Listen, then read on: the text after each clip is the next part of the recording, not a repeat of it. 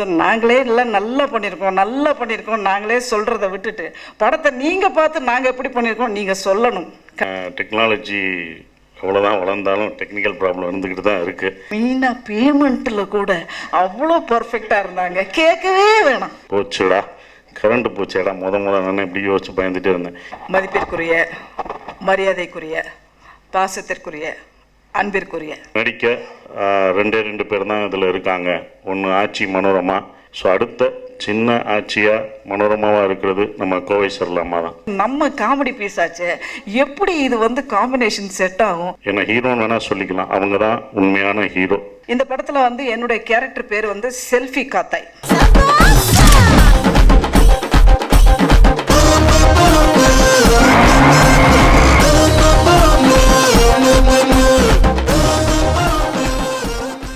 மதிப்பிற்குரிய, மரியாதைக்குரிய, பாசத்திற்குரிய, அன்பிற்குரிய உங்கள் எல்லாருக்கும் என்னுடைய அன்பான வணக்கம். அதாவது நம்ம எத்தனையோ படங்கள் பண்ணுறோம், ஆனால் சில படங்கள் எல்லாம் தான் நமக்கு ரொம்ப பிடிக்கும், ஆனால் சில கம்பெனிகள் ரொம்ப பிடிக்கும், சில கம்பெனிகள். ஆனால் இப்போ இருக்கிற இந்த சினிமா இருக்கிற காலகட்டங்களில் இப்போ இந்த கம்பெனி ப்ரொடக்ஷன்ஸ்க்கு நான் ஒரு தாழ்மையான வேண்டுகோளை வச்சுக்கிறேன். என்னென்னா, அது சசிகுமார் சார்கிட்ட இப்போ தான் சொல்லிட்டு இருந்தேன், தயவு செஞ்சு வருஷத்துக்கு ஒரு 10 படம் எடுங்க.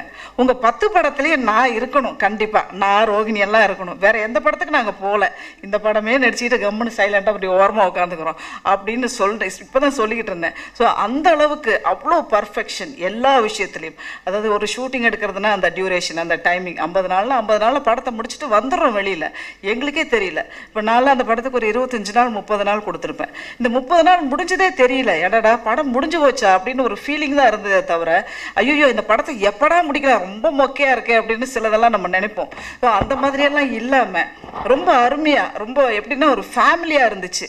அதை விட என்னென்னா, ஃபஸ்ட்டு எனக்கு இந்த சசிகுமார் சார் படம் கேட்கும்போது நினச்சேன், ஐயோ அவர் கொஞ்சம் முரட்டத்தனமான ஆளாச்சே, பார்த்தாலே படத்துல எல்லாம் ஒரு மாதிரி முரடாக இருக்காரு, நம்ம காமெடி பீஸ் ஆச்சு, எப்படி இது காம்பினேஷன் செட் ஆகும், நமக்கு செட் ஆகுமா அப்படின்னு யோசிச்சுக்கிட்டே இருந்தேன். ஆனால் இங்கே நேரில் பார்த்தா படத்தில் தாங்க அவர் முரட்டு, டோட்டலாக அவர் பயங்கர சாஃப்ட்டு. ஏன்னா அந்த அளவுக்கு ரொம்ப ஜாலி டைப் வேறு. ஆனால் கொஞ்சம் அதிகம் பேச மாட்டார், சிரிச்சுக்கிட்டே இருப்பார், ஆனால் ரொம்ப சாஃப்ட்டு. நாங்கள்லாம் தான் அவரை கிண்டல் பண்ணி பேசுங்க சார்னு சொல்லி பேசிகிட்டு இருப்போம். அது மாதிரி எப்படி சொல்கிறதுனே தெரியல. ஏன்னா இந்த கம்பெனி ப்ரொடக்ஷன்ஸை தயவு செஞ்சு நீங்கள் வருஷத்துக்கு 10 படம் எடுக்கணும். அந்த 10 படத்தில் நான் இருக்கணும், வேறு எந்த படத்துக்கு நான் போகல. நீங்கள் எப்போல்லாம் டேட் கேட்குறீங்களோ அப்போல்லாம் நான் கொடுத்துட்றேன், ஓகேங்களா? ஏன்னா அந்த அளவுக்கு எல்லா விஷயத்துலையுமே, மெயினாக பேமெண்ட்டில் கூட அவ்வளோ பர்ஃபெக்டாக இருந்தாங்க, கேட்கவே வேணாம், கேட்காமையே வீட்டுக்கு வந்துடும். ஸோ அந்த அளவுக்கு என்ன நான் இப்படி சொல்கிறேன்னா உங்களுக்கு புரியும், இது எதை வச்சு சொல்லுதுன்னு உங்கள் எல்லாருக்குமே தெரியும். ஸோ அந்த மாதிரி ஒரு நல்ல கம்பெனி, இந்த மாதிரி கம்பெனியை மிஸ் பண்ணக்கூடாது அப்படின்ற ஒரு நல்ல எண்ணத்தில் தான் முதலே கொஞ்சம் பிட்டை போட்டு வச்சுட்டேன். அதுக்கப்புறம் சோலை பிரகாஷ் அவர்கள், அதாவது நான் கூட ஃபஸ்ட்டு டே ஃபஸ்ட்டு ஷாட்டு நிற்கும் பொழுது சில பேருக்கெல்லாம் டைரக்ஷன் கொடுத்துட்டா கொஞ்சம் தடுமாற்றலாம் இருக்கும். இந்த ஸ்டார்ட் கட் ஆக்ஷன் எல்லாம் சொல்கிறதுக்கெல்லாம் கொஞ்சம் பயப்பட்டு கொஞ்சம் கட்டை முதல்ல லாஸ்ட்டில் சொல்லுவாங்க, ஸ்டார்ட் பின்னாடி சொல்லுவாங்க. அந்த மாதிரியெல்லாம் ஒரு கன்ஃபியூஷன், ஒரு டென்ஷனான டைரக்டர்ஸ் எல்லாம் நான் பார்த்துருக்கேன். ஆனால் மைக்கை ஃபஸ்ட்டு டைம் ஃபஸ்ட்டு ஷாட்டுக்கு மைக்கில் கையை பிடிச்சார். அந்த ஃபஸ்ட்டு ஷாட்டில் பிடிச்ச கை கடைசியாக பூசணிக்காய் உடைக்கிற வரைக்கும் கமாண்டிங் பவர். அப்படி நான் என்ன எடுக்க போகிறேன், இதுதான் ஷார்ட், இதுதான் டைலாக், இதுதான் பேச்சு, இப்படி தான் பேசணும் அப்படின்னு அவ்வளோ போல்டான ஒரு டைரக்டர், அதுவும் புதுமுக டைரக்டர், ஃபஸ்ட்டு படம் பண்ணுறாரு. இவருக்கு இவ்வளோ ஃபஸ்ட்டு படத்துலேயே இந்த அளவுக்கு ஒரு கமாண்டிங் பவர் இருக்கிறத பார்த்து நான் ரொம்ப ஆச்சரியப்பட்டேன். அதை நான் சசிகுமார் சார்கிட்டே சொல்லியிருக்கேன். அது மட்டும் இல்லை, சசிகுமார் சார் இந்த படத்தில் நான் நிறையா சீன்ஸ் டைலாக்ஸ் எல்லாம் பேசும் பொழுது நம்ம வாயெல்லாம் தான் கொஞ்சம் சும்மா இருக்காது, ஏதாவது இவங்க ஒன்று சொன்னாங்கன்னா ஒரு இன்னும் 2 சேர்த்து சொல்லுவோம். அப்போ நான் கேட்பேன், இது உங்களுக்கு வேணா வச்சுக்கோங்க, வேண்டாம்னா எனக்கு அவ்வளோ ஃப்ரீடம் கொடுத்தாங்க இதில் நடிக்கிறதுக்கு. நான் என்ன டைலாக்ஸ் சொன்னாலும் சொல்லுங்கன்னு சொல்லி அவங்க அதை அவ்வளோ தூரம் எடுத்தாங்க. ஆனால் படத்தில் என்ன வருதுன்னு தெரியாது, பார்த்தா தான் தெரியும். அங்கங்கே இப்படி பண்ணியிருப்பாங்க. ஏன்னா எடிட்டர் தான் ஃபஸ்ட்டு பேசினார். அவர் பேசும்போதே அங்கங்கே கரண்ட் எல்லாம் கட் பண்ணிச்சு, அங்கேயே எடிட் பண்ணுறாரு. அப்போ தான் யோசித்தேன், நம்ம பேசுனதெல்லாம் படத்தில் வந்திருக்குமா அப்படின்னு. ஆனால் அநேகமாக வந்திருக்கும்னு நினைக்கிறேன். நிச்சயமாக இந்த படம் பெரிய அளவில் வரணும். ஏன்னா இப்போ இருக்கிற இந்த சிச்சுவேஷனில் எல்லாருக்குமே ஒரு மனசு கவலை, ஒரு சங்கடம், ஒரு கஷ்டம் எல்லாமே நம்ம தமிழ்நாட்டில் இந்தியா லெவலில் இருக்குது. ஆனால் தமிழ்நாட்டுக்கு கொஞ்சம் ஜாஸ்தியாகவே இருக்குது. அதுவும் சென்னைக்கு ரொம்ப ஜாஸ்தியாக இருக்குது. இப்போ இந்த சூழலில் இந்த பலே வெள்ளைய தேவை வர்றது உங்கள் எல்லாருக்குமே வந்து ஒரு மன ஆறுதலும் ஒரு ரிலாக்ஸேஷனும் இருக்கும். அதுக்கு நீங்கள் எல்லாருமே மீடியாக்கள் எல்லாருமே சேர்ந்து நல்ல ஒரு விளம்பரத்தை கொடுக்கணும். ஏன்னா இந்த மாதிரி கம்பெனி படங்கள் எல்லாம் வந்து வர்றது வந்து நீங்கள்லாம் கொடுக்குற அந்த விளம்பரத்தில் தான் இருக்குது. ஸோ உங்கள் மூலமாக தான் இன்னும் வந்து இந்த படத்துக்கு நல்லா பூஸ்டப் கிடைக்கணும்னு நான் நினைக்கிறேன். அதுக்கப்புறம் தானியா ஆக்ட் பண்ணாங்க ஃபஸ்ட்டு படம். அவங்களுக்கு ரொம்ப சாஃப்டான பொண்ணுன்னு நினைக்கிறேன். பார்க்கும்போது அப்படி தான் தெரிஞ்சாங்க, அதிகம் பேசலை. ஆனால் நாங்கள் தான் கொஞ்சம் அம்மா அப்படியே உட்கார், கொஞ்சம் டீசெல்லாம் பண்ணுவோம்ல, புதுமுகம் தானே, இங்கே உட்காருமா, ஏமா இங்கே உட்கார் அப்படின்மா. பாவம் அது ஒன்றுமே பேசலை. எல்லாம் நல்லா ரொம்ப சாஃப்டாக நல்லா சொன்னது. ஆனால் அந்த பொண்ணு சொல்லி கொடுத்தோன்னே என்ன சொல்கிறோமோ, என்ன மாதிரி ஆக்ஷன் சொல்கிறோமோ டக்குன்னு பிடிச்சிக்குது. மற்ற பொண்ணுங்களை மாதிரி கொஞ்சம் உள்டாவாக இழுத்து டைமிங் இருக்கிறது அதெல்லாம் கிடையாது. சொன்ன டைலாக் என்னவோ டக்குன்னு பேசுது. ஒரு நல்ல தமிழ் பொண்ணு கிடச்சிருக்குன்ற ஒரு விஷயம் வந்து நம்ம தமிழ் இண்டஸ்ட்ரிக்கு ஒரு நல்ல விஷயம். அதுக்கப்புறம் சங்கிலி என்ன சொல்லவே வேணாம். ஆனால் போதுண்ணே அப்படின்னா கூட நிறுத்தவே மாட்டார், பேசிட்டே இருப்பார். கொஞ்சம் ஜாலியாக இருக்கும் அவர் ரொம்ப ஜாலியாக நம்ம என்ன பண்ணலாம் நல்லா இருக்குன்னு சொல்லுவார். அந்த அவருடைய அந்த ஏஜில் கூட அவ்வளோ அவர் எனர்ஜெட்டிக்காக பண்ணுறது பார்க்கும் பொழுது, அதுக்காக நான் 16 வயசுன்னு சொல்ல வரல, இருந்தாலும் 16 வயசாக தான் நான் எப்பவும் ஃபீல் பண்ணுவேன். ஏன்னா அவர் வந்து அவ்வளோ எனர்ஜெட்டிக்காக ஒர்க் பண்ணார். அந்த எல்லா ஷார்ட்லேயும் ஓடுறதுனாலும் சரி, ஓடுறது நிற்கிறது டைலாக் பேசுறது அவ்வளோ ஞாபக சக்தி எனர்ஜெட்டிக் ஒர்க் அவரது ரொம்ப நல்லா பண்ணினார்.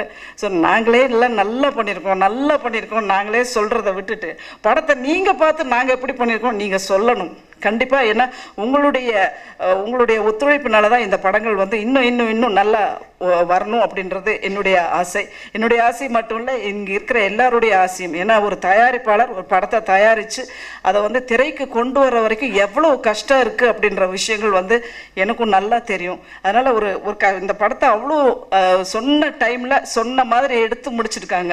ஸோ இந்த மாதிரி ப்ரொடியூசர்ஸ் தான் இன்றைக்கி இருக்கிற தமிழ் சினிமாவுக்கு ரொம்ப தேவை. அதனால் கம்பெனி ப்ரொடக்ஷன்ஸை இழக்கிறதுக்கு நான் தயாராக இல்லை. 10 படம் எடுக்கிறீங்க, நான் நடிக்கிறேன், ஓகேங்களா? சசிகுமார் சார் உங்களுக்கு தான் சொல்கிறேன், டைரெக்டாகவே கேட்டுட்டேன், முன்னாடியே கேட்டுட்டேன். பேமெண்ட்டும் நல்லா கொடுக்குறாங்க, ஆனால் கம்மியெல்லாம் பண்ண மாட்டோம். இது நல்லா இருக்கா, இவ்வளோ நேரம் பேசுகிறதே அதுக்காக தானே. ஒரு படம் நல்லா இருக்குது, அதனால் நீங்கள் எல்லோரும் பார்த்து சொல்லணும். அவங்க ஃபஸ்ட் என்ன என் ஃப்ரெண்டுன்றதுனால அவங்கள பற்றி பேச மறந்துட்டேன். அவங்க ஃபஸ்ட்டு டே வர்றாங்கன்னா அவங்க எப்போ வர்றாங்கன்னு கேட்டுகிட்டே இருந்தேன். ஃபஸ்ட்டு டே ஒரு போலீஸ் ஸ்டேஷனில் தான் பார்த்தோம் 2 பேரும். பார்த்த உடனே எங்களுக்கு நடிக்கிறத விட்டுட்டு எங்கள் கதைகள் பேசுகிறதுக்கு எங்களுக்கு அதுக்கு கூட டைம் இல்லை. ஏன்னா அவ்வளோ டக்குன்னு எடுத்து சரி நீங்கள் ரூமுக்கு போகலான்னு சொல்லி அனுப்பிச்சிடுவாங்களா, பேசவே நேரம் கிடைக்கல. ஆனால் இங்கே தான் எங்கேயாவது பார்த்து நாங்கள் பேசிக்கிறது. ரோகிணி அவங்கள பற்றி சொல்லவே வேணாம், அவங்களுடைய பர்ஃபெக்ஷன் அவங்களுடைய அந்த கேரக்டரைசேஷன்லாம் ரொம்ப கரெக்டாக இருப்பாங்க. நான் தான் கொஞ்சம் அப்படி இப்படி இருப்பேன். ஆனால் நான் அப்படி இப்படி இருந்தாலும் இங்கே 2 பேர் இருக்காங்க. யார்? டைரக்டரும் சசிகுமார் சாரும். இவங்க 2 பேரும் இந்த தலை இன்னும் கொஞ்சம் கூட ஒயிட் பண்ணணுமே, நான் கொஞ்சம்லாம் ஏமாற்றுவேன். இந்த கொஞ்சம் பின்னெல்லாம் போட்டு அப்படிலாம் வரும், இல்லை அதில் எடுத்துருங்க அப்படின்வாங்க. கொஞ்சம் இம்சையெல்லாம் இருந்துச்சு, ஆனால் ஜாலியான இம்சையாக இருந்தது, ரொம்ப சந்தோஷமாகவும் இருந்துச்சு. அதுக்கப்புறம் என்ன சொல்கிறது, அசோக் சார் வந்து சீனுக்கே வரமாட்டார். ப்ரொடியூசர் அவர் முன்னாடி வரவே மாட்டார். அவர் பேசுனதே இல்லை இது வரைக்கும். ஒரு வார்த்தை ஹலோ சார் எப்படி இருக்கீங்க நான் பேசுனதும் இல்லை, அவரும் என்கிட்ட பேசுனதே எல்லாம் தூரமாக இருந்து அங்கேருந்து தான் ஃபோக்கஸ் அவருக்கு. அங்கேருந்து பார்ப்பார், அங்கேருந்து செய்வார். இப்படி ஒரு ப்ரொடியூசர் நான் பார்க்கவே இல்லை. ஸோ ரொம்ப அருமையான ஒரு நல்ல கூட்டணி இந்த கம்பெனி ப்ரொடக்ஷன்ஸ். அதனால் மேலும் கம்பெனி ப்ரொடக்ஷன்ஸ் நிறைய படங்கள் எடுக்கணும், பெரிய அளவில் வரணும், நல்ல படங்களை நீங்கள் கொடுக்கணும். சசிகுமார் சாருக்கு மறுபடியும் ஒரு தேங்க்ஸ் சொல்லிக்கிறேன். ஏன்னா அதை விட சோலை பிரகாஷ் அவர்களுக்கும், ஏன்னா எத்தனையோ இப்போ ஒரு பெரிய அவர் ஹீரோ, அவர் தயாரிப்பாளர், அவருடைய படத்தில் எனக்கு ஒரு முக்கியத்துவம் கொடுத்து எப்படி எடுத்தாங்கன்னு தெரியாமல் கொடுத்துட்டாங்கன்னு நினைக்கிறேன். இருந்தாலும் எனக்கு இம்பார்ட்டன்ஸும் கொடுத்துருக்காங்க. அதை நினைக்கும் போது எனக்கு ரொம்ப சந்தோஷமாக இருக்குது. இந்த மாதிரி ஆர்டிஸ்ட்டுங்களுக்கெல்லாம் கொஞ்சம் தீனி போட்டால் தான் நாங்களும் எங்கள் வேலையை காட்ட முடியும். ஸோ ஓரளவுக்கு என்னால் முடிஞ்ச வரைக்கும் நான் நடிச்சிருக்கேன். அதையும் கொஞ்சம் நீங்கள் பார்த்துட்டு நல்லா இருக்கா இல்லையான்னு நீங்கள் தான் சொல்லணும், நான் சொல்ல மாட்டேன். அப்புறம் மேலும் என்ன சொல்கிறது, ரொம்ப நன்றி. எனக்கு இந்த வாய்ப்பை கொடுத்த சசிகுமார் சாருக்கு ரொம்ப நன்றி சொல்கிறேன். சோலை பிரகாஷ் அவர்களுக்கு நன்றி, அசோக் சாருக்கு நன்றி, என் கூட நடித்த எல்லா நடிகர்களுக்கும் நன்றி. டெக்னீஷியன்ஸ், இவங்களுடைய டைரக்டர்ஸ் அத்தனை பேரும், அசிஸ்டன்ட் டைரக்டர்ஸ் எல்லாரும் ரொம்ப எப்படி சோலை பிரகாஷ் சார் இருக்காரோ அதே மாதிரி அசிஸ்டன்ட் டைரக்டர்ஸ். ஏன்னா அவங்கள பற்றி தான் மெயினாக சொல்லணும். ஏன்னா அவங்க தான் ரொம்ப ஹார்ட் ஒர்க். நாங்கள்லாம் வந்து கூட டைமிங் தான் வருவோம், அவங்களுக்கு டைமிங்கே கிடையாது, அப்படியே நிற்பாங்க. அதே மாதிரி ப்ரொடக்ஷன் மேனேஜர் இந்த கம்பெனியில் கம்பெனி ப்ரொடக்ஷன் மேனேஜர்ஸும் அவ்வளோ சின்சியர் அண்ட் பங்க்சுவாலிட்டி, பர்ஃபெக்ஷன். எங்களுக்கு வந்து தொந்தரவே கொடுக்க மாட்டாங்க. சும்மா நோயினு கிளம்பிட்டீங்களா 100 ஃபோன் அடிப்பாங்க 9 மணி கால் ஷீட்னா. இங்கே அப்படி கிடையவே கிடையாது. ஒரு ஃபோன் அடித்தா நாங்கள் தான் வரலாமா நாங்கள் தான் அவங்கள கேட்போம். அந்த மாதிரி ஒரு எல்லா விதத்துலேயுமே ஒரு பங்க்சுவாலிட்டி இருந்துச்சு. அதை மட்டும் இல்லை, இந்த படத்தில் வந்து என்னுடைய கேரக்டர் பேர் வந்து செல்ஃபி காத்தாய்னா வந்து அந்த கிராமத்தில் வந்து ஒரு ஒரு ஒரு எப்படி சொல்கிறது, ஒரு ரொம்ப அது வந்து அதுக்கு வயசான ஃபீலிங்கே கிடையாது. அப்போ அப்புறம் என் கூட ஜோடியாக நடித்தா அவருக்கும் நாங்கள் ரெண்டு பேர் ஏதோ யூத் மாதிரியே பண்ணிக்கிட்டு இருப்போம். எல்லாமே ஓடி பிடிச்சி விளையாடுறதுலேருந்து எல்லாமே அடுத்தவங்ககிட்ட சண்டைக்கு, அதாவது வயசுக்கு தகுந்த மாதிரியே கிடையாது, வயசுக்கு மீறி தான் எல்லாம் பண்ணிகிட்டு இருப்போம். அந்த மாதிரியான ஒரு கேரக்டர், சுறுசுறுப்பான ஒரு கேரக்டர். அது திடீர்னு ஒரு இடத்துல அழுவோம். அது நான் அழுதா எப்படி இருக்குன்னு நீங்கள் பாருங்கள், நல்லா இருக்கும்னு நான் நினைக்கிறேன். அதுக்கப்புறம் நானே என் கேரக்டரை பற்றி எல்லாமே சொல்லிட்டு இருந்தேன். அப்புறம் சசிகுமார் சார் நிறைய பேச வேண்டியது இருக்குது. அவர் வந்துட்டு பேசுவார், அவர் சொல்லுவார். நான் சசிகுமார் சாருக்கு மறுபடியும் நன்றி சொல்கிறேன். ஏன்னா அவருடைய கம்பெனியில் அவருக்கு கொடுக்குற இம்பார்ட்டன்ஸுக்கு மீறி எனக்கு ஒரு இம்பார்ட்டன்ஸ் கொடுத்துருக்குறாங்க. அதுக்கு மறுபடியும் நன்றி சொல்கிறேன். எல்லோருக்கும் வணக்கம். முதல் மன்னிக்கணும், டெக்னிக்கல் ப்ராப்ளம். ஸோ அது எப்போதுமே டெக்னாலஜி எவ்வளோதான் வளர்ந்தாலும் டெக்னிக்கல் ப்ராப்ளம் இருந்துக்கிட்டு தான் இருக்குது. என்றைக்குமே மனிதர்களோட ஒர்க்கு தான் என்றைக்கும் கரெக்டாக இருக்கும். ஸோ என்னோடய டெக்னிக்கல் ப்ராப்ளம் 5 மினிட்ஸ் ஃபஸ்ட்டு போட்டோடனே அமர்ந்தவொடனே பிரகாஷ் பயத்துட்டு வந்தார். என்ன சார் முத போடையில் இப்படி ஆயிடுச்சு அப்படின்னாரு. நான் சொன்னேன், என்னுடைய சுப்பிரமணியபுரம் முதல் படம் பண்ணிவிட்டு சென்சார் போர்டு ஆஃபீஸர் கூப்பிட்றாங்க, உள்ளே போங்க வாங்க உங்களை கூப்பிட்றாங்க, என்ன பண்ணியிருக்குன்ட்டு. ஸோ அந்த ஆஃபீஸ் அந்த ரூமுக்கு போய் கதவை திறறேன், கரண்ட்டு போச்சுடா முத நான் இப்படி யோசிச்சு பயந்துகிட்டே இருந்தேன். ஸோ எனக்கும் அப்படி தான் முதல் படமும் நடந்தது. ஸோ அதெல்லாம் நம்ம மைண்டில் போடக்கூடாது. ஏன்னா ஒரு படம் ரிலீஸ் பண்ணும்போது நிறைய தடைகளை தாண்டி தான் வர வேண்டியது இருக்குது. படம் கூட வேகமாக 50 நாளில் எடுத்துரும். ஆனால் அந்த ரிலீஸ்க்கு வந்து நிறையா டைம் பார்த்து கரெக்டாக இது பண்ணணும், நிறையா இதெல்லாம் தாண்டி தான் வர வேண்டியது இருக்குது. இப்போ பார்த்தா ஒரு ப்ரெஸ் மீட் வைக்கிறதுக்கே நிறையா தடைகளை தாண்டி தான் பண்ண வேண்டியதாக இருக்குது. டெக்னிக்கல் ப்ராப்ளம் ஆகுது, சவுண்டு மிஸ்டேக் ஆகுது, இதெல்லாம் தாண்டி தான் இப்போ ப்ரெஸ் மீட்டை நடத்த வேண்டியதாக இருக்குது. ஸோ இந்த படம் சோலை பிரகாஷ் முதல் படம். எனக்கு கதை சொன்னோடனே எனக்கு ரொம்ப பிடிச்சிருந்தது. அந்த நரேஷன், காமெடி எல்லாமே எனக்கு கேட்டோடனே இது பண்ணணும் அப்படின்னும்போது இந்த கதை கேட்டோன்னே எனக்கு தோணுது. அந்த பாட்டி காத்தாயி கேரக்டர் நடிக்க 2 பேர் தான் இதில் இருக்காங்க. ஒன்று ஆச்சி மனோரமா, இன்னொருத்தவங்க அவங்க ஆச்சி மனோரமா இல்லை. ஸோ அடுத்த சின்ன ஆட்சியாக மனோரமாவாக இருக்கிறது நம்ம கோவை சரளாமா தான். ஸோ எனக்கு அவங்க ஞாபகம் தான் வந்துச்சு. இந்த படத்தை அவங்க இல்லாமல் இந்த படம் பண்ணவே முடியாது, அவங்க தான் அந்த கேரக்டர் நடிக்கணும். ஏன்னா ஃபஸ்ட்டு ஃப்ரேம் வந்து நிற்கும் போதே அவங்கள பிடிக்கணும் அப்படின்ற ஒரு விஷயம். ஸோ இந்த படத்தில் என்ன ஹீரோன்னு வேணால் சொல்லிக்கலாம், அவங்க தான் உண்மையான ஹீரோ. பலே வெள்ளையே தேவால ஹீரோ வந்து கோவை சரளாமா தான். ஏன்னா காமெடி, லேடி காமெடியன்ஸ் வந்து தமிழ் சினிமாவில் இப்போ கம்மியாக ஆயிடுச்சு, யாருமே இல்லை. மனோரமா வச்சுருந்தாங்க, கேரக்டர் ரோல் பண்ணாங்க, காமெடி பண்ணாங்க. அதுக்கப்புறம் இவங்க தான் கோவை சரளாமா தான் இருக்காங்க, அடுத்தடுத்து இப்போ வந்துட்டுருக்காங்க. ஸோ பட் அவங்களுக்கான இது கம்மியாக தான் நம்ம தமிழ் சினிமா இருந்தது. எனக்கு இந்த கதை கேட்டவொடனே இது பண்ணணும் கண்டிப்பாக. ஸோ ஒரு லேடி ஃபுல் அண்ட் ஃபுல் ஒரு காமெடி பண்ணுற ஒரு லேடி காமெடி பண்ணால் நல்லாயிருக்கும் அப்படிங்கும்போது எனக்கு இவங்க ஞாபகம் தான் வந்துச்சு. ஸோ இந்த படம் அவங்களுக்கான ஒரு இதாக இந்த படம் இருக்கும். ஸோ ஒர்க் பண்ணும்போது அவ்வளோ எனர்ஜியாக இருக்கும். கோவை சரளாமா ஒர்க் பண்ணும்போது சிரிச்சுக்கிட்டு தான் இருப்போம். நான் எல்லாத்தையும் கேலி பண்ணுவேன், லந்து பண்ணுவேன். ஆனால் அவங்களும் ரோகிணி மேடம் நல்லா சிரித்து கலகலத்து எல்லாம் லந்தடிப்பாங்க. ஸோ ரொம்ப எனர்ஜியாக இருக்கும். நிறைய விஷயங்கள் கற்றுக்கிட்டோம். டைமிங், என்ன காமெடி பண்ணணும், இவங்க எப்படி பண்ணணும் அப்படின்ற விஷயம், நீங்கள் இது பண்ணுறீங்களா நான் அது பண்ணுறீங்களா அப்படின்ற ஒரு காமெடி அந்த விஷயங்கள் பண்ண ஒரு விஷயம். அப்புறம் ரோகிணி மேடம், ஸோ அவங்களுக்கு நான் தேங்க்ஸ் சொல்லிக்கிறேன். வந்து கரெக்டாக வந்து நடித்து கொடுத்தது. அவங்க வந்து எந்த முகம் சொல்லிக்காமல் அவங்க பாட்டு நடித்தாங்க. எல்லாமே ஃப்ரீயாக நடித்தோம், ஒரு ஃபேமிலி போல தான் இருந்தது. இப்போ வந்து பார்த்தா கூட சிரித்து ரொம்ப நாள் கழித்து பேசுகிற மாதிரி தான் இருந்தது. அப்புறம் சங்கிலி முருகன் சார், அவர் வந்து என்ன அவர் ப்ரொடியூஸ் பண்ணி நான் நடிக்க கேட்டுக்கிட்டே இருந்தார். டேட் வேணும்னு கேட்டுக்கிட்டே இருந்தார். நான் சொன்னேன், இப்போ எனக்கு உங்கள் டேட் வேணும், நீங்கள் வந்து நடித்து கொடுத்துட்டு போங்க. நான் வந்து இந்த படத்தில் நடிக்க வச்சேன். ஸோ அவர் என்னை பாராட்டினது ரொம்ப சந்தோஷமாக இருக்குது. ஏன்னா சங்கிமோகன் சாரை பற்றிலாம் நான் கேள்விப்பட்டிருக்கேன். கரெக்ட் டயத்துக்கு முடிக்கணும், ரொம்ப ஸ்ட்ரிக்ட்டு, அவர் ப்ரொடியூஸ் பண்ணுற படங்கள்லாம் அப்படி தான் இருப்பார் அப்படின்ற ஒரு விஷயம். கார்த்திக் சாரே கரெக்ட் டயத்துக்கு கூப்பிட்டு வந்து நடிக்க வச்சாருன்னு சொல்லுவாங்க.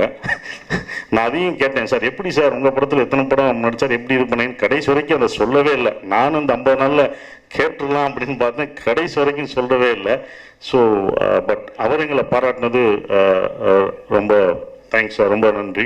ஸோ என்னுடைய டெக்னீஷியன்ஸ், எடிட்டர், ஸோ நைட்டு ஃபுல்லாக அவங்கள வந்து பாவம் டார்ச்சர் பண்ணியிருக்கோன்னு நினைக்கிறேன். பட் எந்த முகம் சொல்லிக்காமல் கடைசி வரைக்கும் ஒர்க் பண்ண பிரவீன் ஆண்டனி, தர்புகா சிவா, கிடாரிக்கு அப்புறம் இவங்க 2 பேரும் என்னோட படத்தில் ஒர்க் பண்ணுறாங்க. அப்புறம் வந்து சினிமாட்டோகிராஃபர் ரவி ரொம்ப அற்புதமாக பண்ணான். கலர்ஃபுல்லாக ஒரு கிராமத்தை அப்படி எடுக்கலாம் அப்படின்ற ஒரு விஷயம், என்னென்னா கிராமத்துக்குள்ளே எப்படி டெக்னாலஜி வளர்ந்துருக்கு அப்படின்ற ஒரு விஷயம் இந்த கதைக்குள்ளே இருக்குது. செல்ஃபி காத்தாயின்ற கேரக்டரில் அவங்க நடிக்கிறாங்க. ஸோ ஆனால் அங்கேயும் ஃபேஸ்புக், இன்ஸ்டாகிராம் எல்லாமே வந்திருக்கு. இப்போ வந்து ஆட்டோகிராஃப்லாம் நான் சுந்தரமணியன் பண்ணும்போது எல்லாம் ஆட்டோகிராஃப் வாங்கிட்டு இருந்தாங்க அங்கே உள்ளவங்கலாம் கிராமத்தில். இப்போ எல்லாமே செல்ஃபி எடுக்க ஆரம்பிச்சிட்டான். சார் செல்ஃபி எடுப்போம் அப்படின்றாங்க. ஸோ டெக்னாலஜி அதுக்குள்ளே வளர்ந்து அவ்வளோ உள்ளே போயிருக்கிற ஒரு விஷயம் இந்த படத்தில் சொல்லப்படுது. Full and full comedy and family entertainer. அதனால தான் நாங்கள் வந்து இந்த கிறிஸ்மஸ் ஹாலிடேஸ்க்கு 23ஆம் தேதி, டிசம்பர் 23ஆம் தேதி வரணும்னு பிளான் பண்ணோம். ஸோ பிளான் பண்ணுறது நாங்கள் 50 நாள் எடுத்து முடிக்கணும் அப்படின்றது ப்ரொடக்ஷன் சைடில் ப்ரொடியூசராக நான் பிளான் பண்ணலாம். ஆனால் அதை செயல்படுத்துறது டைரக்டர் கையில் தான் இருக்குது. ஸோ டைரக்டரும் கேமராமேன் கையில் தான் இருக்குது. அவங்க தான் அதை வேகமாக விறுவிறுப்பாக எடுத்துகிட்டு போகணுன்ற ஒரு விஷயம் அதை வந்து டைரக்டர் பண்ணார். ஸோ 50 நாள் பண்ணிட்டாலே இப்போ அவர் வேற பாராட்டிட்டார். அடுத்தடுத்த படம் வெற்றி ஜெயிக்குதோ தோக்குதோ அது அடுத்த விஷயம். இவ்வளோ நாளுக்குள்ளே பண்ணுறோன்ற ஒரு விஷயமே வந்து உங்களால் முடியுன்றமே அது உங்களை எடுத்துகிட்டு போகும். உங்களெல்லாம் அவங்க எவ்வளோ பிளெஸிங்ஸ் இவ்வளோ பாராட்டியிருக்காங்க. ஸோ அது பெரிய கிஃப்ட்டு. ஸோ அவங்க தான் உட்கார விடாமல், நான் கூட அப்படி உட்காரலாம், கொஞ்சம் நேரம் உட்காரேன், இது பிரகாஷ் கொஞ்சம் உட்காந்துட்டு போங்க, நான் தானே ப்ரொடியூசர் உட்காரன், சார் லேட் ஆகுது, கிளம்புவோம் ரெடி ரெடி ரெடி அப்படின்னு சொல்லிட்டு எடுத்துகிட்டே இருந்தாங்க. ஸோ ஆனால் அந்த 50 நாளில் இவ்வளோ எடுக்க நல்ல பர்ஃபெக்ஷனோட கரெக்டாக அந்த இதை எடுத்தாங்க. ஸோ எனக்கு இப்போ தெரிஞ்சிச்சு 50 நாள்லேயே நம்ம சினிமா எடுக்கலாம் போல்க்கு அப்படின்னு இப்போ எனக்கு தெரிஞ்சுக்கிடுச்சு. எனக்கு கற்றுக் கொடுத்துருக்காங்க. ஸோ 50 நாள் எடுக்கலாம் போல்க்கு, எவ்வளோ வேகமாக போனால் முடிக்கலாம் போல்க்கு அப்படின்றது எனக்கு வந்துருச்சு. ஸோ கால்குலேஷனாக நான் போட்டேன். அதை செயல்படுத்துறது ஒரு டீம் ஒர்க் தான். ஸோ அந்த டீம் ஒர்க் எல்லாருக்கும் நான் வந்து தேங்க்ஸ் சொல்கிறேன். அப்புறம் ஹீரோயின் பார்த்துக்கிட்டே இருக்கு, சொல்லலாட்டி சொல்லலைன்றாங்க அவங்க. நிக்கில் வேற முளைப்பார், அப்புறம் எடுத்து ஹீரோயினை பற்றி சொல்லுங்கன்றாரு, அதை சொல்லணும். தானியா தனிக்குடின்ற கேரக்டரில் அந்த கிராமத்து பண்ணால் அழகாக யதார்த்தமாக பண்ணியிருக்காங்க. ஸோ அதுவும் வாழ்த்துக்கள் அவங்களுக்கு. இன்னும் மேலும் நல்ல படங்கள் பண்ண என்னுடைய வாழ்த்துக்கள். ஸோ எல்லோருக்கும் நான் நன்றியை தெரிவிச்சுக்கிறேன். So thank you. இது ஃபேமிலியோட காமெடி என்டர்டெய்னர். இதில் ஆக்ஷனும் இருக்குது, அதையும் சொல்கிறேன். அம்மா அடின்னு சொல்கிறாங்கல்ல, அப்போ ஆக்ஷனும் இதில் இருக்குது. ஸோ எல்லாருக்கும் நான் நன்றியை தெரிவிச்சுக்கிறேன். தேங்க்யூ. நன்றி. எல்லாருக்கும் வணக்கம். என் பேர் தானியா. நான் இந்த பலேவலிய தேவா படத்தில் கதாநாயகியாக பண்ணியிருக்கேன். இந்த ஆப்பர்ச்சுனிட்டி கொடுத்த Sasikumar sir, director Prakash sir and Ashok சாருக்கு நான் நன்றி சொல்லிக்கிறேன். எனக்கு கோவை சர்லா மேம், ரோஹிணி மேம், சங்கிலி முருகன் சார், சசிகுமார் சார், இந்த மாதிரியான சீனியர் ஆர்டிஸ்டோட நடிச்சதில் ரொம்ப சந்தோஷம், ரொம்ப பெருமையாகவும் இருக்குது. தேங்க்யூ. பத்திரிகை நண்பர்கள் அனைவருக்கும் என்னோட வணக்கத்தை தெரிவிச்சுக்கிறேன். என் பேர் சோலை பிரகாஷ். எனக்கு இந்த வாய்ப்பை கொடுத்த எனது தயாரிப்பாளர் சசிகுமார் சாருக்கும் அசோக் சாருக்கும் ஃபஸ்ட்டு என்னோட நன்றி தெரிவிச்சுக்கிறேன். என் கூட இந்த 50 நாள் கடுமையாக கூட ஓடி வந்த என்னோட எல்லா சக தொழில்நுட்ப கலைஞர்களுக்கும் என்னோட நன்றியை தெரிவிச்சுக்கிறேன். தீபாவளி கூட யாரும் ஊருக்கு போகல, எல்லாருமே தேனியில் தான் இருந்தோம். 50 நாள் கடுமையான உழைப்பு, அதுக்கான பலன் தேட்டில் பாருங்கள். படம் ரொம்ப சிறப்பாக வந்திருக்கு. பலேவலிய தேவா யார் அப்படின்னா, ஒரு வெற்றியை நோக்கி நகர்ந்துக்கிட்டே இருக்கப்போ யாராவது கூட இருந்து சப்போர்ட்டாக, மச்சி சூப்பரா, நல்லா இருக்குடா அப்படின்னு சொல்கிற மாதிரியான விஷயங்கள் யாராவது சொன்னால் இன்னும் மோட்டிவாக இருக்கும் இல்லையா? அதுதான் பலேவலிய தேவா. சசிகுமார் சார்,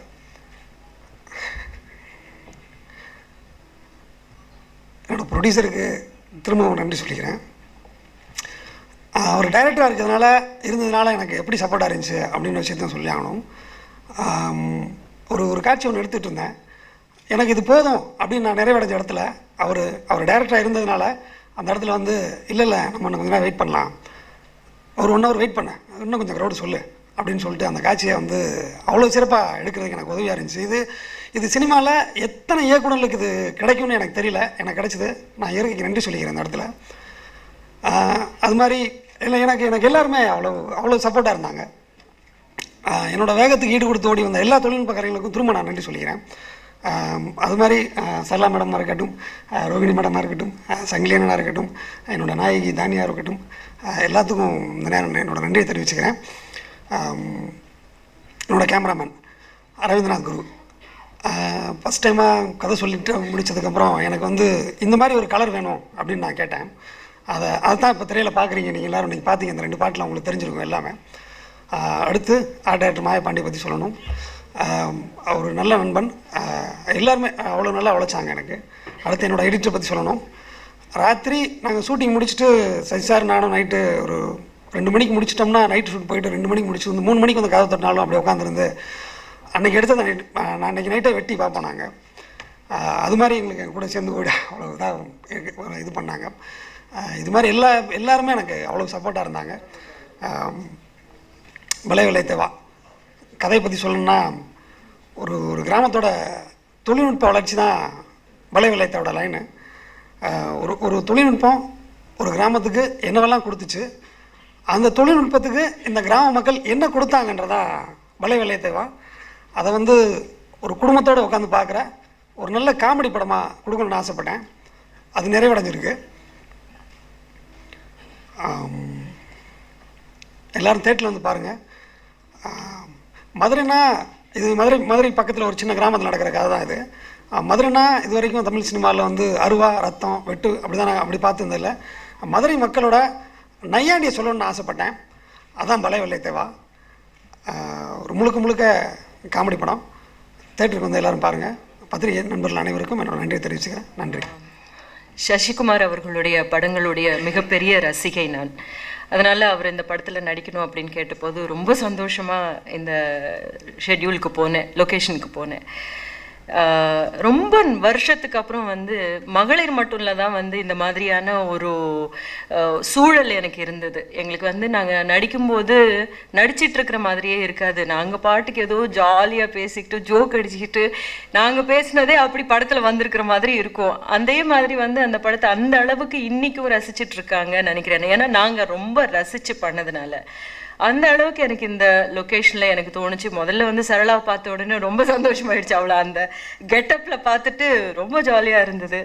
அதே மாதிரி வந்து கொஞ்சம் நான் சீரியஸ் இல்லையா, அதை சசிகுமார் அப்படி இல்லை, டைரக்டரும் இல்லை அவ்வளோ சீரியஸ் வேண்டாம் அப்படின்னு சொல்லி எல்லாம் நம்மளை வந்து கண்ட்ரோல் பண்ணி கொஞ்சம் கூட ஈஸியாக கொண்டு வந்தது வந்து ரொம்ப நல்லா இருந்தது. ஸோ அதுக்கப்புறம் தான் புரிஞ்சுது, ஓகே இது வந்து இப்போ இருக்கிற காலகட்டத்துக்கு, அதுவும் இந்த 1 மாதமாக நடந்துக்கிட்டு இருக்கிற ஒரு டிமானிட்டைசேஷன் புயல், அம்மாவுடைய மறைவு, இந்த நேரத்தில் நமக்கு நடந்துகிட்ருக்கிற எல்லா கவலைகளுக்குமே நடுவில் வந்து நம்ம போய் கொஞ்சம் ரிலாக்ஸ் பண்ணிட்டு வரலாம் அப்படின்னு நினைக்கிற போது பலே தேவா போயிட்டோம் அப்படின்னா ரொம்ப ரிலாக்ஸிங்காக இருக்கும் அப்படின்ற மாதிரியான ஒரு படம். ஸோ இந்த படத்தில் வந்து நானாகவே வந்திருப்பேன் அப்படின்னு சொல்கிற அளவுக்கான ஒரு கேரக்டர் இது. பார்த்தீங்களா அடுறா அவனை அப்படின்னு சொல்லிட்டு, அப்படிப்பட்ட ஒரு அம்மா, ஒரு பையனை வந்து கூட்டிகிட்டு போய் அடுறா அப்படின்னு சொல்கிற ஒரு அம்மா, அப்படி ஒரு ஸ்ட்ராங் கேரக்டர். ஸோ அந்த ஸ்ட்ராங் கேரக்டரை வந்து எனக்கு கொடுத்ததுக்கு அதை என்னுடைய பாணியிலேயே செஞ்சேன். அதை வந்து பிரகாஷ் ரொம்ப அழகாக அது கொண்டு போனார். இப்படி இருக்கலாம் அப்படி இருக்கலாம் அப்படின்னு சொல்லி அவருக்கு இருக்கிற ஒரு தெளிவு எனக்கு ரொம்ப பிடிச்சிருந்தது. ஒரு ஷார்ட்டில் வந்து ஏதாவது ஒரு வார்த்தையை மாற்றி போடலாம் அப்படின்னு சொன்னால் வந்து அவர் உடனே வந்து சொல்லுவார், இல்லை இல்லை இல்லை இந்த இடத்துல இந்த வார்த்தையை மாற்றினோம்னா நம்மளுக்கு வந்து லிங்க் அங்கே கரெக்டாக இருக்காதுங்க அப்படின்னு. ஸோ ஸ்கிரிப்ட் ஃபுல்லாக வந்து மனசில் அப்படி இருந்தால் மட்டும்தான் அப்படி வந்து சொல்ல முடியும். இந்த ஒரு வார்த்தையை மாற்றினீங்கன்னா நம்மளுக்கு லிங்க் போயிடும் அப்படின்ற மாதிரி. ஸோ அந்த அளவுக்கான ஒரு தெளிவோட ஒரு இயக்குனர் இருந்தது, ரொம்ப சந்தோஷமாக இருந்தது. And Tanya such a pretty girl. அவங்களுடைய தாத்தாவுடைய அந்த பரம்பரையிலேருந்து அவள் வந்துட்டுருக்கா. அண்ட் ரொம்ப சந்தோஷமாக இருந்தது என்னென்னா வந்து நான் டப்பிங் முடிச்சுட்டு வரும்போது அடுத்ததாக டப்பிங் பேசுகிறதுக்கு அவள் வந்திருக்கா. அப்போது வந்து தமிழ் பேச தெரிஞ்ச ஒரு நடிகை நமக்கு கிடைச்சிருக்கா அப்படின்றது தான் ரொம்ப சந்தோஷமான விஷயம். விஷயம். அவளுக்கு all the best to her. இந்த மாதிரி வந்து ஒரு நம்ம முகத்தை தேடி கண்டுபிடிச்சு தனக்கு வந்து ஒரு ஹீரோயினா தனக்கு ஜோடியாக கொண்டு வந்திருக்காரு சசிகுமார். அந்த மாதிரியான ஒரு விஷயங்கள் பண்ணணும் அப்படின்றது தான். ஸோ நானும் வந்து ரொம்ப ஆர்வமாக இருக்கேன். நான் இருக்கிற சீன்ஸ் எல்லாம் கொஞ்சம் சீரியஸாக இருக்குது. எங்களதும் கொஞ்சம் காமெடி இருக்குது, பட் சீரியஸ் அதிகமாக இருக்குது. இப்போ இவங்களுடைய அந்த கலர்ஸ் பார்த்த உடனே, அந்த கலர்ஃபுல்லான சரளாவுடைய இதெல்லாம் பார்த்த உடனே நானும் ரொம்ப ஆர்வமாக இந்த படத்தை பார்க்கணும் அப்படின்னு சொல்லிட்டு, டைரக்டர் சொன்ன மாதிரி வந்து ராத்திரி எல்லாம் போய் எடிட் பண்ணிட்டு வந்துடுவாங்க. எடிட் பண்ணிட்டு வந்ததுக்கப்புறம் அந்த தெளிவோட இல்லை இந்த மாதிரி இந்த அளவுக்கு லெங்க் இருக்கலாம், இந்த அளவுக்கு லெங்க் வேண்டாம், இல்லை வி கேன் கிவ் அப்படின்ற மாதிரியான ஒரு இது. ஸோ அது எல்லாமே வந்து எடுத்ததுலேருந்தே கடைசி வரைக்குமே வந்து நம்ம படம் என்ன மாதிரி வரணும் அப்படின்ற ஒரு தெளிவோட ஒர்க் பண்ணியிருக்காங்க. அது எல்லாருமே அசிஸ்டன்ஸ் முதல் கொண்டு, இதில் வந்து மேனேஜர்ஸ் எல்லாம் நடிச்சிட்டாங்க.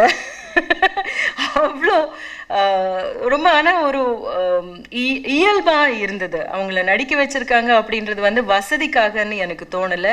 ஃபேஸஸ் ரொம்ப டிஃப்ரெண்ட் ஃபேஸஸ் இல்லை. ஒரு தெனாவட்டா நிற்கிற மாதிரியான ஒரு மேனேஜர் இருக்கார், அவரை அதே மாதிரி தான் யூஸ் பண்ணியிருப்பாங்க. ஸோ அந்த மாதிரி ஒரு டிஃப்ரெண்ட் ஃபேஸஸ் யூஸ் பண்ணணும் அப்படின்ற மாதிரி, கேரக்டராகவே தெரியணும் அப்படின்ற மாதிரியான ஒரு இதெல்லாமே ஸ்ரத்தையோடு எடுத்து பண்ணியிருக்கிற ஒரு படம். இந்த மாதிரி ஒரு படத்தோட வந்து திரும்பி உங்களை எல்லாரையும் சந்திக்கிறது எனக்கு ரொம்ப சந்தோஷமா இருக்கு. படம் பார்த்துட்டு சொல்லுங்க. வணக்கம் சொல்லு. நீங்க வணக்கம் சொல்லுங்கய்யா. பதில் சொல்லணும்ல, அப்புறம் மரியாதை இருக்கு. சொல்லு வணக்கம்.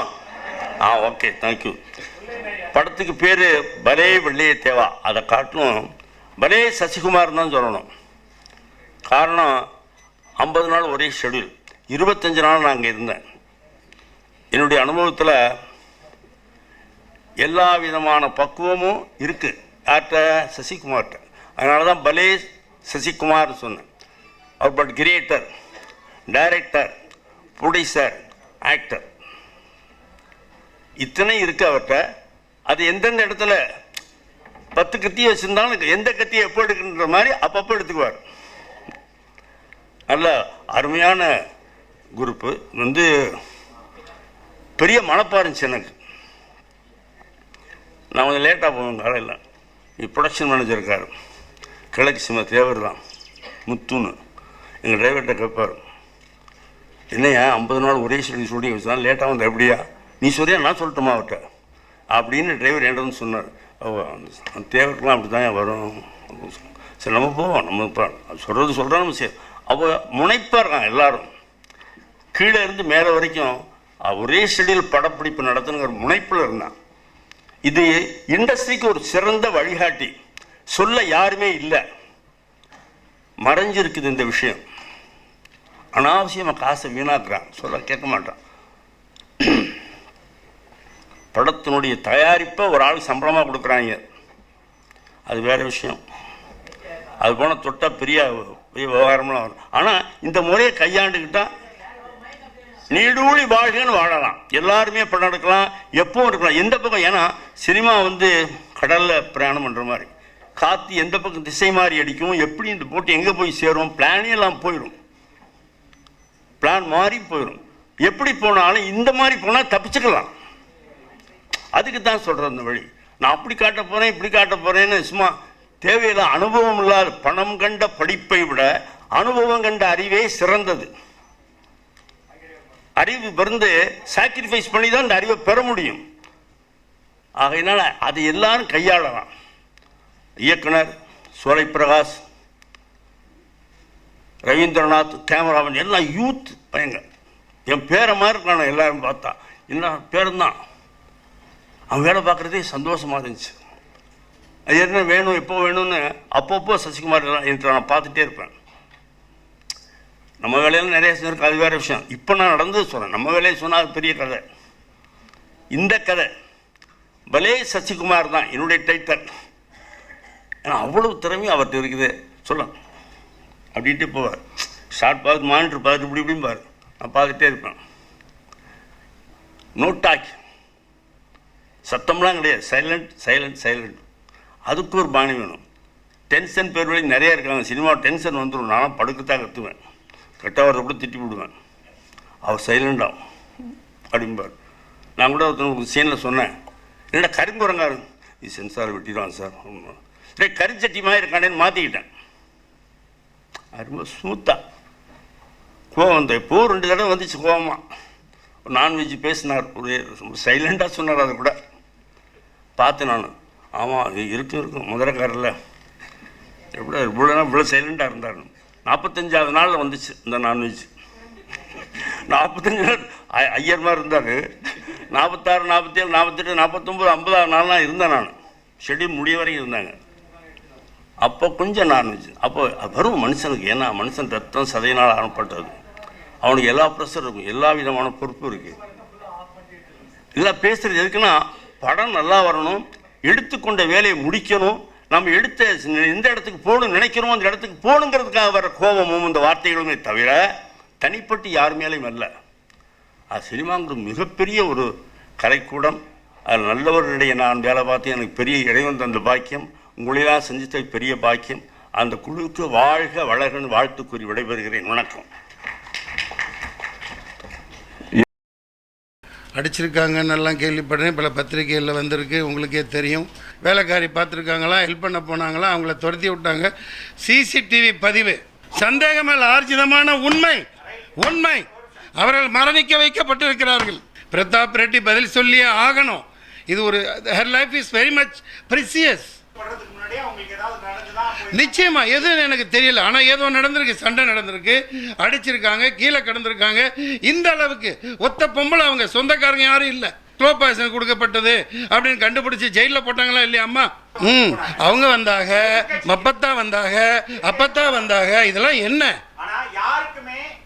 இத்தனை குடும்பம், இத்தனை அவங்கள தானே நான் சொல்லிக்கிட்டு வரேன், அவங்கள தான் நான் சொல்லிட்டு வரேன். இதில் பயம் என்ன?